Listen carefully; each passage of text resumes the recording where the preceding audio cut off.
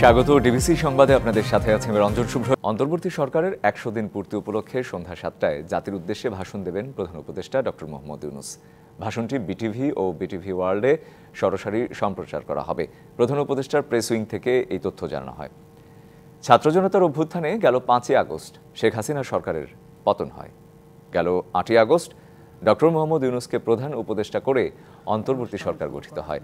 ১০ই নভেম্বর নতুন ৩ জন উপদেষ্টা শপথ নেওয়ার পর এখন অন্তর্বর্তী সরকারের উপদেষ্টা পরিষদের সদস্য সংখ্যা ২৪ জন। শেখ হাসিনাকে দিয়ে আবারও বাংলাদেশে হরিলুটতন্ত্র বাস্তবায়নের অপচেষ্টায় ভারত, এমনটাই বলেছেন বিএনপির সিনিয়র যুগ্ম মহাসচিব রুহুল কবির রিজভী। এদিকে প্রধান উপদেষ্টার মামলা একদিনে প্রত্যাহার হলে তারেক রহমানের মামলা কেন প্রত্যাহার হবে না এমন প্রশ্ন তুলে দলটির চেয়ারপারসনের উপদেষ্টা আব্দুস সালাম বলেছেন, নির্বাচনের জন্য আরও সময় দিলে ফ্যাসিবাদ শক্তিশালী হবে। রবিবার সকালে জাতীয় প্রেস ক্লাবে জাগ্রত বাংলাদেশের উদ্যোগে বেগম খালেদা জিয়া ও তারেক রহমান সহ সকল রাজনীতিবিদদের বিরুদ্ধে মিথ্যা মামলা প্রত্যাহারের দাবিতে আলোচনা সভা। সভায় বিএনপি চেয়ারপারসনের উপদেষ্টা আব্দুস সালাম দ্রুত তারেক রহমানের সকল মামলা প্রত্যাহারের দাবি জানান। আমরা যদি এই সরকার সময় চাচ্ছে, সময় দিলে কি ফ্যাসিবাদ আরো শক্তিশালী হবে, না সময় দিলে তারা বিএনপিকে দুর্বল করবে? প্রফেসর ইউনূস সাহেবের মামলা যদি একদিনে উইথড্র হতে পারে, তাহলে কেন তারেক রহমানের মামলা উইথড্র হবে না? দুপুরে টাঙ্গাইলের সন্তোষে মৌলানা আব্দুল হামিদ খান ভাসানীর ৪৮তম মৃত্যুবার্ষিকীর এক অনুষ্ঠানে সংস্কারের নামে মানুষকে ধৈর্যহারা না করে দ্রুত নির্বাচনের তাগিদ দেন বিএনপি চেয়ারপারসনের আরেক উপদেষ্টা শামসুজ্জামান দুদু। নির্বাচনই এখন সবথেকে মূল এবং একমাত্র কাজ। সংস্কার করেন, আমরা সমর্থন দিয়েছি, কিন্তু এমন সময় নেবেন না যাতে মানুষ যেন অধৈর্য না হয়ে। এদিকে বিকেলে লালমনিরহাটে শহীদ জিয়া স্মৃতি ফুটবল টুর্নামেন্টের উদ্বোধনীতে দলটির সিনিয়র যুগ্ম মহাসচিব রুহুল কবির রিজভী বলেন, বাংলাদেশের বিরুদ্ধে এখনো ষড়যন্ত্র করছে ভারত। পার্শ্ববর্তী দেশে শেখ হাসিনা আশ্রয় নিয়েছে, তাদের খুবই দুঃখ শেখ হাসিনা এখান থেকে পালিয়ে গেছে। যে কি করে তারা আবার হাসিনাকে সেই লুটতন্ত্র, সেই হরিলুটতন্ত্র, পাচারতন্ত্রের মধ্যে আবার তাকে ক্ষমতায় বসানো যায়, যাতে এই তন্ত্রগুলো বাস্তবায়ন করা যায়। এছাড়া আগামীতে আওয়ামী লীগের সকল ষড়যন্ত্র রুখে দিতে দলীয় নেতাকর্মীদের আহ্বান জানান রিজভী। সাব্বির রোজ, ডিবিসি নিউজ, ঢাকা। আওয়ামী লীগের শাসনামলে ছাত্র শিবিরের নেতাকর্মীদের গুম নির্যাতনের ঘটনায় আরও ৭টি অভিযোগ জমা পড়ল আন্তর্জাতিক অপরাধ ট্রাইব্যুনালে। আসামি করা হয়েছে আইনশৃঙ্খলা বাহিনীর সদস্যসহ অন্তত ৫৩ জনকে। এদিকে জুলাই গণহত্যার মামলায় সোমবার সাবেক মন্ত্রী, উপদেষ্টা সহ ১৪ জনকে ট্রাইব্যুনালে হাজির করা হবে। ১১ বছর ধরে এমন কষ্ট বয়ে বেড়াচ্ছেন গুমের শিকার এই ভুক্তভোগী। দিন কাটছে হুইল চেয়ারে আর হাসপাতালের বারান্দায়। ২০১৩ সালে আইনশৃঙ্খলা বাহিনীর পরিচয়ে তাকে তুলে নেওয়া হয়, এরপর গুলি করে সেতু থেকে ফেলে ভেঙে দেওয়া হয় মেরুদণ্ড। হুইল চেয়ারে থাকা এদের কারোর ইচ্ছে ছিল সফটওয়্যার ইঞ্জিনিয়ার হওয়ার, কেউ আশা করেছিলেন বিশ্ববিদ্যালয়ের পড়াশোনার পাঠ চুকিয়ে করবেন সরকারি চাকরি। কিন্তু আওয়ামী লীগ সরকারের সময়ে আইনশৃঙ্খলা বাহিনীর নির্যাতনে হয়েছেন পরিবারের বোঝা। ওনারা অতর্কিত এসে গুলি করে, গুলি এক পর্যায়ে আমার ছিটানো গুলি আমার এই পাশে ঢোকে। আমি তখন চোখ মুখ চেপে ধরে আমি তখন বেহুশ অবস্থায়। আমার অপরাধ ছিল যে বাংলাদেশ ইসলামী ছাত্র শিবির করি, এই কারণেই আমার এত নির্যাতন, এত জুলুম। গুম ও নির্যাতনের শিকার এমন ৭ জনের সবাই ইসলামী ছাত্র শিবিরের কর্মী, অভিযোগ করেছেন আন্তর্জাতিক অপরাধ ট্রাইব্যুনালে। তা অনুমান করতে পেরেছি এটা এয়ারপোর্টের আশেপাশে হবে। ওখানে প্রচুর ল্যান্ড, বিমান উঠতো নামতো আর কি, শব্দ শুনতে পেতাম। ৩.৫ মাস পিছন থেকে হ্যান্ডকাপ বাঁধা অবস্থায় এবং সামনে থেকে চোখ বাঁধা অবস্থায় রাখা হয়েছিল। এসব ঘটনায় আসামি করা হয়েছে আইনশৃঙ্খলা বাহিনীর সদস্য সহ ৫৩ জনকে। আমরা সামষ্টিকভাবে ৭টি অভিযোগকে আলাদা আলাদাভাবে ভিকটিমের পক্ষ থেকে দায়ের করেছি।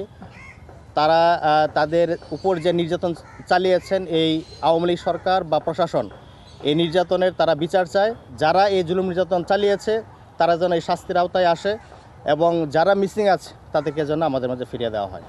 এদিকে জুলাই আগস্টে গণহত্যার অভিযোগে করা মামলায় সোমবার আন্তর্জাতিক অপরাধ ট্রাইব্যুনালে হাজির করা হবে সাবেক ১০ মন্ত্রী, ২ উপদেষ্টা সহ ১৪ জনকে।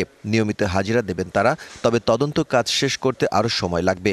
রবিবার ট্রাইব্যুনালের মূল ভবন পরিদর্শন করে এ তথ্য জানান চিফ প্রসিকিউটর। স্বাভাবিকভাবে এই ১ মাসের মধ্যে তদন্ত রিপোর্ট তো সমাপ্ত হবে না, সেজন্য তদন্ত সংস্থার পক্ষ থেকে আমাদের কাছে বলা হয়েছে সময়ের কথা। সেই সময়ের জন্য আমরা সময় চাইব তদন্ত সংস্থার পক্ষ থেকে, যে তদন্ত কাজ শেষ করার জন্য। কালকে তারা নর্মাল ডেটে হাজির হবেন। আইনি প্রক্রিয়ার মাধ্যমে শেখ হাসিনাকেও দেশে ফিরিয়ে এনে বিচার করার ব্যাপারে আশাবাদী চিফ প্রসিকিউটর। অপরাধীর যে বহিঃসমর্পণ, সেই চুক্তি অনুযায়ী এক্সট্রাডিশনের যে প্রক্রিয়াটা আছে সেটা আমরা পরবর্তী ধাপে যাব। Daud Khan, DBC news, Dhaka. বাংলাদেশের রাজনীতিতে সব দলের সমান অংশগ্রহণ চায় যুক্তরাজ্য। পররাষ্ট্র উপদেষ্টা তৌহিদ হোসেনের সঙ্গে বৈঠক শেষে এমনটাই জানান ব্রিটেনের ভারত প্রশান্ত মহাসাগর বিষয়ক পররাষ্ট্র প্রতিমন্ত্রী ক্যাথরিন ওয়েস্ট। গণতন্ত্র ফেরাতে অন্তর্বর্তী সরকারের প্রধান উপদেষ্টা ডক্টর মোহাম্মদ ইউনূস দ্রুতই নির্বাচনের রূপরেখা ঘোষণা করবে বলেও আশা করে যুক্তরাজ্য।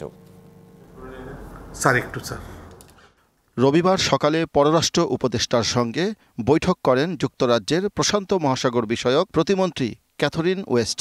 ঘণ্টাব্যাপী বৈঠকে আলোচনা হয় দুই দেশের অর্থনীতি, নিরাপত্তা, জলবায়ু পরিবর্তন ও অভিবাসন বিষয়ে। বৈঠক শেষে ব্রিটিশ প্রতিমন্ত্রী জানান, বাংলাদেশে গণতন্ত্র ফেরানোর পাশাপাশি স্থিতিশীলতা আনতে ডক্টর ইউনূস সরকার যে কর্মপরিকল্পনা নিয়ে এগোচ্ছে তাতে যুক্তরাজ্যের পূর্ণ সমর্থন রয়েছে। নিশ্চয় অন্তর্বর্তী সরকারের নেতৃত্বে পরবর্তী ধাপে পৌঁছাতে ডক্টর ইউনূস একটি যুগান্তকারী পরিকল্পনা নেবেন বলে যুক্তরাজ্য আশা করে। বিকেলে বৈঠকের বিষয়ে সাংবাদিকদের মুখোমুখি হন পররাষ্ট্র উপদেষ্টা। জানান, যুক্তরাজ্যের প্রতিমন্ত্রী নির্বাচনের প্রস্তুতি সহ গণতন্ত্র ফেরানোর প্রক্রিয়া নিয়ে জানতে চেয়েছেন, তবে আওয়ামী লীগের বিষয়ে কোনো আলোচনা হয়নি। দেখুন, আমি যদি বলি যে নির্বাচন নিয়ে তাদের কোনো আগ্রহ নাই, তাহলে তো এটা সঠিক কথা বলা হবে না। অবশ্যই তারা জানে, কিন্তু তারা আমাদের সাথে কোঅপারেট করতে আগ্রহী। তারা বরং জানতে চেয়েছে যে কীভাবে তারা আমাদেরকে সহায়তা করতে পারে। আমিও তাদেরকে পরিষ্কারভাবে বলেছি যে আমাদের এখানে কারো কোনো রাজনৈতিক অ্যাম্বিশন নেই। আমরা আসলেই একটি সুস্থ গণতান্ত্রিক পরিবেশ সৃষ্টি করে দিয়ে আমরা সরে যেতে চাই। এক প্রশ্নের জবাবে উপদেষ্টা আরও বলেন, চিকিৎসার জন্য বিএনপি চেয়ারপারসন বেগম খালেদা জিয়ার যুক্তরাজ্যের ভিসা প্রক্রিয়া সম্পূর্ণ হয়েছে। এটা তো চিকিৎসার জন্য যাওয়ার কথা ছিল, এখনো সেই এটা আসলে পররাষ্ট্র মন্ত্রণালয় থেকে জানা কিছু নেই। এটা আমরা অবশ্যই সহায়তা করেছি, ভিসার ব্যাপারে আমরা হেল্প করেছি। আমরা চাই যে উনি যেতে পারুক, কারণ ওনার চিকিৎসা।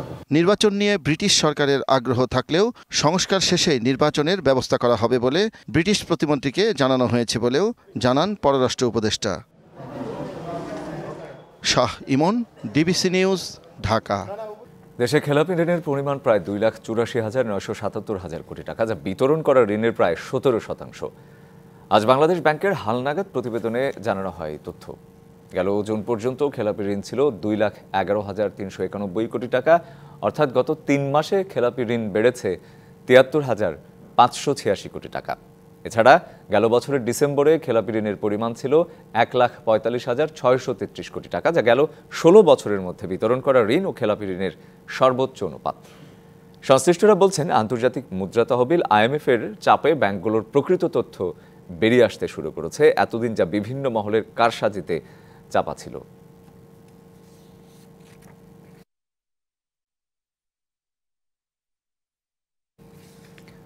মূল্যস্ফীতি, বেকারত্ব, জ্বালানি সংকট ও দুর্নীতিগ্রস্ত অর্থনৈতিক কর্মকাণ্ড সহ 17টি সমস্যা আগামী 2 বছর দেশকে সবচেয়ে বেশি ভোগাবে বলে মনে করে সিপিডি। জরিপের তথ্য প্রকাশ করে এমনটাই বলছে সংস্থাটি। আর এতে অংশ নিয়ে ব্যবসায়ীর নেতারা বলছেন, ব্যবসার বড় বাধা দুর্নীতি। NBR এর সংস্কার করলে 50% দুর্নীতি কমবে বলেও মনে করেন তারা। রবিবার রাজধানীর ব্র্যাক সেন্টারে দেশে ব্যবসার পরিবেশ উন্নয়নে অন্তর্বর্তী সরকারের করণীয় নিয়ে জরিপ প্রকাশের আয়োজন করে Centre for Policy Dialogue CPD. সংস্থাটি বলছে, আগামী 2 বছর দেশকে সবচেয়ে বেশি ভোগাবে উচ্চ মূল্যস্ফীতি, বেকারত্ব, জ্বালানি সংকট, দুর্নীতিগ্রস্ত অর্থনৈতিক কর্মকাণ্ড সহ 17টি সমস্যা। যেখানে ম্যান্ডেটরি ইন্ডিপেন্ডেন্ট ডিরেক্টর থাকার কথা এবং অডিটর থাকার কথা, সেই জায়গাগুলোতেও ট্রান্সপারেন্সি এবং অ্যাকাউন্টেবিলিটির সমস্যা রয়েছে। জয়েন্ট স্টক কোম্পানি সেটিও আসলে not up to the mark in terms of providing IT based service providing facility. অংশীজনদের মতে, ব্যবসা খাতে বড় বাধা সরকারের বিভিন্ন প্রতিষ্ঠানের দুর্নীতি। শুধু NBR এর সংস্কার করে ব্যবসা খাতে 50% দুর্নীতি বন্ধ করা সম্ভব। NBR কে একটা যদি আমরা ডিফারেন্ট পলিসি দিতে পারি, ট্যাক্স, ভ্যাট, কাস্টমস, বন্ড সবগুলাকে, আমার মনে হয় যে করাপশন 50% কমিয়ে আনা সম্ভব। কিন্তু যেটা আছে সেটা যদি এফিশিয়েন্টলি রান করে, অ্যান্ড ফাইনালি যে জিনিসটা সেটা হচ্ছে ক্যাপাবিলিটি, সক্ষমতা বাড়াতে আমাদের, এবং সেই ব্যাপারটাও আছে যে আমরা কিভাবে ইমপ্রুভ করি। বক্তারা বলেন, বিগত সরকারের আমলে কেন্দ্রীয় ব্যাংকের স্বৈরাচারী আচরণে ধ্বংস হয়েছে ব্যাংক খাত। দুর্বৃত্তাই তো রাজনীতি থেকে what do we expect? Nothing more than what happened already. Because this criminalized politics has created their own self-interested group. বাণিজ্য খাতে সংস্কারের জন্য প্রয়োজনে আলাদা কমিশন গঠন করা হবে বলে জানান প্রধান উপদেষ্টার আন্তর্জাতিক বিষয়ক বিশেষ দূত। বিভিন্ন খাতে সংস্কারের জন্য কমিশন গঠন করেছে সরকার। প্রয়োজনে বাণিজ্য খাতে সংস্কারের জন্য আলাদা কমিশন গঠন করা হবে, তবে সরকারের কাছে এর প্রয়োজনীয়তা তুলে ধরতে হবে। এছাড়া ব্যবসা সহজীকরণে কাজ চলছে বলে জানান BIDA chairman. Yusuf Rana, DBC news, Dhaka. রমজানে ভোগ্যপণ্যের দাম সহনীয় রাখতে সংশ্লিষ্ট সবাইকে নিয়ে কাজ করা হচ্ছে। আলু, পেঁয়াজ ও চিনির দাম যাতে সহনীয় পর্যায়ে থাকে সেদিকে সর্বোচ্চ জোর দেওয়া হবে বলে জানিয়েছেন জাতীয় রাজস্ব বোর্ডের চেয়ারম্যান আব্দুর রহমান খান।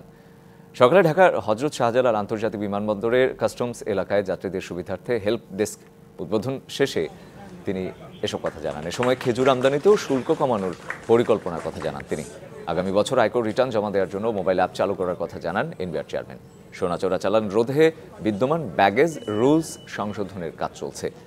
যেসব এয়ারক্রাফটের ভেতর দিয়ে স্বর্ণ চোরাচালান হয় সেগুলো নিষিদ্ধ করা হবে বলেও জানান এনবিআর চেয়ারম্যান। লোকাল পর্যায়ে কোনো শুল্ক নাই, ডিউটি নাই, ইম্পোর্ট স্টেজে নাই। একমাত্র আমাদের ইম্পোর্ট স্টেজে ভিএটি ছিল, সেটাও আমরা প্রথম পর্যায়ে 5% প্রত্যাহার করেছিলাম। বাকি যে 10% আছে তার মধ্যে আরও 5% প্রত্যাহার করে নেব। আমাদের হিউজ রেভিনিউ লস হবে, কিন্তু আমরা চাই সামনে রমজান আসছে, আমাদের জনগণের যাতে বিশেষ করে এই নিত্য প্রয়োজনীয় মূল দ্রব্যগুলো যাতে তাদের ক্রয় ক্ষমতার মধ্যে থাকে। নিচে একটা বিরতির সঙ্গে থাকুন। স্বাগত আরেকবার ডিবিসি সংবাদে। মাওলানা আব্দুল হামিদ খান ভাসানীর 48তম মৃত্যুবার্ষিকী আছে। আওয়ামী মুসলিম লীগের প্রতিষ্ঠাতা সভাপতি মাওলানা আব্দুল হামিদ খান ভাসানী আজীবন অধিকার বঞ্চিত, অবহেলিত ও মেহনতি মানুষের অধিকার আদায়ে নিরবচ্ছিন্ন সংগ্রাম করে গেছেন। মহান এই নেতার জন্ম সিরাজগঞ্জে হলেও তার জীবনের বড় একটি অংশ কাটিয়েছেন টাঙ্গাইলের সন্তোষে। এ উপলক্ষে সেখানে মাওলানা ভাসানী বিজ্ঞান ও প্রযুক্তি বিশ্ববিদ্যালয়ের উদ্যোগে নানা আয়োজনে পালিত হচ্ছে দিবসটি। সকালে ভাইস চ্যান্সেলর অধ্যাপক ডক্টর মোহাম্মদ আনোয়ার আজিম আখন্দের নেতৃত্বে বিশ্ববিদ্যালয়ের পক্ষ থেকে তার সমাধিতে পুষ্পস্তবক অর্পণের মধ্য দিয়ে আনুষ্ঠানিকতা শুরু হয়। এরপর বিভিন্ন সামাজিক সাংস্কৃতিক সংগঠন ও ভাসানী পরিবারের পক্ষ থেকে শ্রদ্ধা নিবেদন করা হয়। এরপর কৃষক শ্রমিক জনতা লীগের সভাপতি বঙ্গবীর কাদের সিদ্দিকী বীরুত্তম বলেন, অতীত ভুললে চলবে না, দেশের জন্য যার যে অবদান তা স্বীকার করেই এগিয়ে যেতে হবে।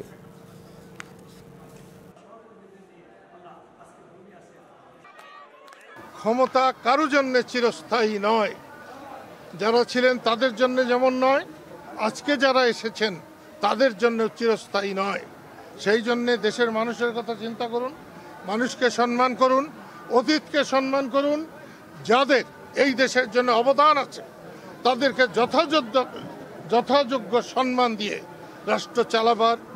পাকিস্তান থেকে সরাসরি চট্টগ্রাম বন্দরে পণ্য নিয়ে আসা জাহাজ নিয়ে চলছে আলোচনা সমালোচনা। কি ছিল সেই জাহাজে, আর কেনই বা এতদিন পর পাকিস্তান থেকে জাহাজ সরাসরি বন্দরে এলো, এমন অনেক প্রশ্নের উত্তর নিয়ে সামাজিক যোগাযোগ মাধ্যমে বইছে ঝড়। বন্দর কর্তৃপক্ষ বলছে আলাদা কোনো চুক্তি বা সুবিধায় নয়, স্বাভাবিক প্রক্রিয়া অনুসরণ করে এইসব পণ্য বন্দরে নামানো হয়েছে। দুবাই ও করাচি বন্দর থেকে পণ্য বোঝাই করে পানামার পতাকাবাহী জাহাজ MV ইউয়ান জিয়ান ফাজং চট্টগ্রাম বন্দরে পৌঁছায় 11 নভেম্বর। পরদিন 328টি কন্টেনার নামিয়ে চলে যায় ইন্দোনেশিয়ায়।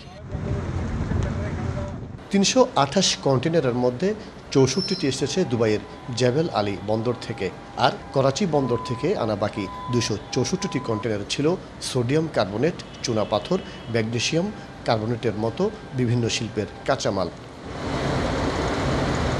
এই জাহাজ দিয়ে পণ্য এনেছে বাংলাদেশের কর্ণফুলী গ্রুপের প্রতিষ্ঠান রিজেন্সি লাইন্স। আওয়ামী লীগের সাবেক সংসদ সদস্য সাবের হোসেন চৌধুরীর পারিবারিক প্রতিষ্ঠান কর্ণফুলীর সহযোগী প্রতিষ্ঠান এই কোম্পানি। একই জাহাজে পাকিস্তান থেকে 2 কন্টেনার 52 মেট্রিক টন খেজুর আমদানি করেছে খাতুনগঞ্জের ফারুক ট্রেড ইন্টারন্যাশনাল। আমরা কোয়েশ্চেন করছি না যে চায়না থেকে ডিরেক্ট এরকম 11 দিনে এটা আসলো, আমি এটা 100% এক্সামিন করবো বা এরকম কোনো বিষয় নাই। তো পাকিস্তানের ক্ষেত্রে আমরা কেন এইভাবে এটা চিন্তা করব?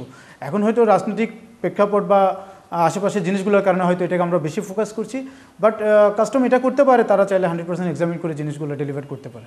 সামাজিক যোগাযোগ মাধ্যমে এই জাহাজ নিয়ে নানা ভুল তথ্য বিভ্রান্তি তৈরি করছে বলে মনে করছে সংশ্লিষ্টরা। দুবাইয়ের শিপে করাচি হয়ে নিয়ে আসছে। করাচির থেকে তো আগেও কন্টেনার আসতো, যেটা দুবাই হয়ে সিঙ্গাপুর কলম্বো হয়ে। এবার ওই যে আমাদের আরএসএল এর একটা জাহাজ যা দুবাই থেকে আসতেছে, ওটা করাচি টাচ করে আসছে। হচ্ছে 80% ইম্পোর্ট আসে চায়না থেকে, 10% ইন্দোনেশিয়া, মালয়েশিয়া, ইন্ডিয়া সবচেয়ে বড়, দুবাই, তারপর পাকিস্তান। তো এগুলা পাকিস্তান থেকে আসছে না আগে, এই জাহাজের কতবার দিলাম। আইজিএম, ইজিএম সব সাবমিট করা কন্টেনার লিস্ট সব পোর্টে আছে, কাস্টমার কাছে। এর আগে পাকিস্তান থেকে জাহাজে করে শ্রীলঙ্কা, মালয়েশিয়া কিংবা সিঙ্গাপুরের বন্দরে আনা হতো চট্টগ্রামমুখী কন্টেনার। সম্প্রতি দুবাই ভিত্তিক কন্টেনার জাহাজ পরিচালনাকারী সংস্থা ফিডারেল লাইন্স ডিএমসিসি কয়েকটি দেশের বন্দরকে যুক্ত করে চালু করেছে এই সেবা। মাসুদুল হক, ডিবিসি নিউজ, চট্টগ্রাম। মধ্যরাতের আগুনে পড়ল চট্টগ্রামের জেলেপল্লী। ভস্মীভূত বসতঘর, ব্যবসা প্রতিষ্ঠান সহ অন্তত অর্ধশত স্থাপনা। ফায়ার সার্ভিসের 7টি ইউনিটের 3 ঘন্টার চেষ্টায় আগুন নিয়ন্ত্রণে এলেও সব হারানো জেলেদের হাহাকার যেন থামছেই না। ফায়ার সার্ভিস কিছু জানাতে না পারলেও একটি ঘর থেকেই সূত্রপাত বলে ধারণা জেলেদের, আর ক্ষয়ক্ষতি হয়েছে কয়েক কোটি টাকা। চট্টগ্রামের পতেঙ্গার আকমল আলী ঘাট জেলেপাড়ায় আলমগীর সওদাগরের দোকানে বিক্রি হতো তেল, ডিজেল ও নৌকার সরঞ্জাম। মুহূর্তেই পুড়ে ছাই সব। এখানে আগুন লাগছে, আমি আসি দেখছি এখানে সব শেষ। এখানে গ্যাসের দোকান ছিল, তেলের দোকান ছিল, মুড়ির দোকান ছিল, অনেক ঘর বাড়ি ছিল, চলে ছাই হয়ে গেছে। আর অনেক জাল ছিল, এদের মৎস্যর জাল ছিল, অনেক ক্ষয়ক্ষতি হয়েছে, প্রায় 20 টাকার উপরে। শনিবার রাত 12টার দিকে এই আগুন লাগে। মাত্র 10 থেকে 12 মিনিটে আগুন ছড়িয়ে পড়ে পুরো জেলেপাড়ায়। এতে পথে বসেছে অর্ধশত পরিবার। এই দোকানটা অনেক কষ্ট করে তুলে ধরছি, এমনভাবে শেষ হয়ে গেছে, কালকে যে ভাত 2টা খাবো এই অবস্থা কি আর নাই। টিনের তৈরি এসব ঘরে রাখা হতো মাছ ধরার জাল, রশি, নৌকার জ্বালানি সহ বিভিন্ন সরঞ্জাম। সব তো বাঁশের ঘর, জাল, কাছে সব শুকনা বাঁচত, সবগুলো এক লগে মানে ধাঁধা করে আগুন চলে গেছি। আগুনে পুড়ে জীবিকার সবটুকু হারিয়ে এখন দিশেহারা জেলেরা। সামনের দিনে খাবার জোগানোই এখন বড় চ্যালেঞ্জ। আছে মহাজনের ঋণের কিস্তির চিন্তাও। কেউ একটা তেনও বাঁচাতে পারেনি, সব পুড়ে গেছে। আমার প্রায় 1 কোটি টাকার মতন কি জালে, রশিয়ে, কাশিয়ে, তেলে সব শেষ। সম্পূর্ণ টাকা তো মানুষের থেকে ধার করে নাকি এগুলা তিলে তিলে করে জোড়াইছি। এখন একদম সর্বহারা, আমাদের কিছু নেই আর। সমুদ্রে জোয়ার থাকায় রক্ষা পাওয়া গেছে বড় ধরনের প্রাণহানি থেকে। এদিকে আগুনের ঘটনাস্থলে মাটির নিচ দিয়ে গেছে জিটিসিএলের গ্যাস সরবরাহ লাইন। আগুনের কারণে ঝুঁকি তৈরি হলেও আপাতত কেটে গেছে বড় বিপদ। Mujibul Haque, DBC news, Chittagong. মৌখিক পরীক্ষা ইচ্ছাকৃতভাবে স্থগিতের অভিযোগে পেট্রোবাংলার সামনে অবরোধ কর্মসূচি পালন করেছেন চাকরি প্রত্যাশীরা। সকালে পেট্রোবাংলার অফিসের প্রধান ফটকের সামনে বসে বিক্ষোভ করেন তারা। এতে পেট্রোবাংলার ভেতরে অবরুদ্ধ হয়ে পড়েন সংস্থাটির শত শত কর্মকর্তা কর্মচারী। এ সময় চাকরি প্রত্যাশীরা অভিযোগ করেন 2022 সালে সার্কুলার হলেও নানা অজুহাতে লিখিত পরীক্ষায় উত্তীর্ণদের মৌখিক পরীক্ষা নিচ্ছে না কর্তৃপক্ষ। এ বিষয়ে বারবার পরীক্ষার তারিখ পরিবর্তন করে বিভ্রান্তি সৃষ্টি করা হচ্ছে। তবে কর্ণফুলী গ্যাস ডিস্ট্রিবিউশন কোম্পানির ভারপ্রাপ্ত এমডি বলছেন, বন্যাসহ নানা কারণেই মৌখিক পরীক্ষা নিতে দেরি হয়েছে। আগামী ডিসেম্বরের মধ্যে মৌখিক পরীক্ষা নেওয়ার আশ্বাস দিলে অবস্থান থেকে সরে যায় আন্দোলনকারীরা। ভাইবার 17টা ক্যাটাগরির ভিতরে 16টা ক্যাটাগরির ভাইবা শেষ। এখন শুধুমাত্র 2 দিনের ভাইবা স্থগিত করে রেখেছে। কি কারণে, কেন স্থগিত করে রেখেছে, কেন বারবার ডেট পরিবর্তন করতেছে আমরা কিছু জানি না। আমরা চাচ্ছি ওনারা একটা নির্দিষ্ট ডেট দিয়ে আমাদের এই আর একটা ক্যাটাগরির কয়েকজন স্টুডেন্টের ভাইবা নিয়ে নিক এবং আমাদের ফলাফল দ্রুত প্রকাশ করে আমাদেরকে বেকারত্বের হাত থেকে মুক্তি দিক। মেরিল পেট্রোলিয়াম জেলের সৌজন্যে এবারে জানাবো শীতের গল্প। নভেম্বরের মাঝামাঝিতেও শিশুদের শীতের কাপড়ের বিক্রি জমেনি মুন্সিগঞ্জের সদর উপজেলার তৈরি পোশাক পল্লীতে। অপরদিকে বেড়েছে পোশাক তৈরির খরচও। দুশ্চিন্তায় 2000-এর বেশি ক্ষুদ্র কারখানার মালিক শ্রমিক, আর মজুরি নিয়ে হতাশায় কারিগররা।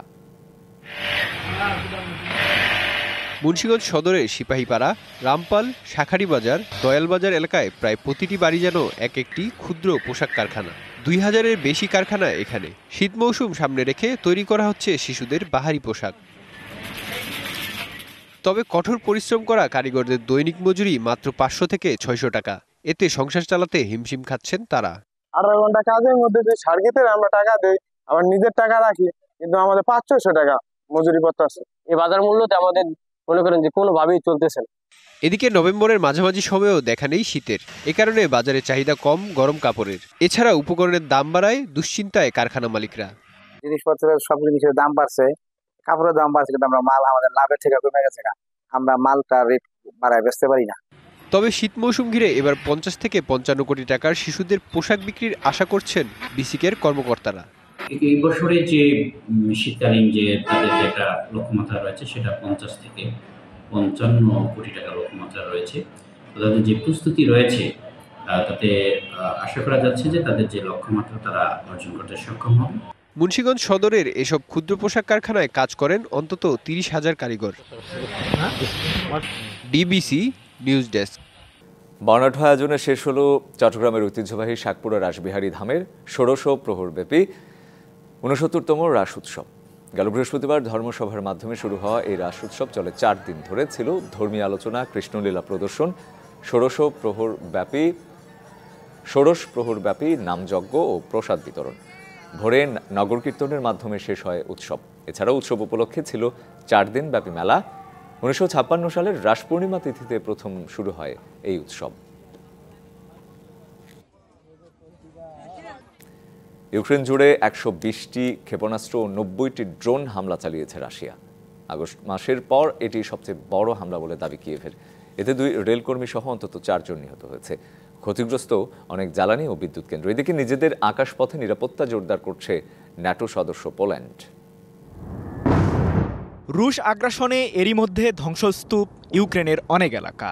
ওডেসা সহ দক্ষিণ ও পশ্চিমাঞ্চলের বেশ কিছু জায়গায় 120টি ক্ষেপণাস্ত্র ও 90টি ড্রোন হামলা চালানো হয়েছে নতুন করে। হামলায় ইউক্রেনের জ্বালানি অবকাঠামো প্রধান লক্ষ্য ছিল বলে দাবি প্রেসিডেন্ট ভলোদিমির জেলেনস্কির।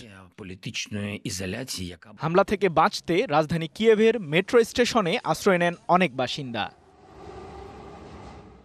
এই হামলায় ক্ষতিগ্রস্ত ইউক্রেনের জ্বালানি ও বিদ্যুৎ কেন্দ্রগুলো। এতে বিদ্যুৎহীন কিয়েভ সহ বেশ কিছু এলাকা। তবে রাশিয়ার ছোড়া ক্ষেপণাস্ত্র ও ড্রোনের মধ্যে 140টি প্রতিহত করার দাবি করেছে ইউক্রেনের প্রতিরক্ষা মন্ত্রণালয়।